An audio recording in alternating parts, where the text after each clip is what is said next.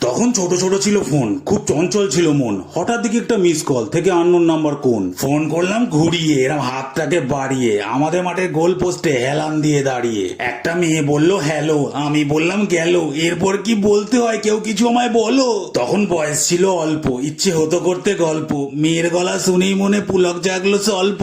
বললাম কি মিষ্টি তোমার গলা, যায় না কোথা বলা। কি খেতে তুমি ভালোবাসো, স্প্রাইট না কোকা কোলা।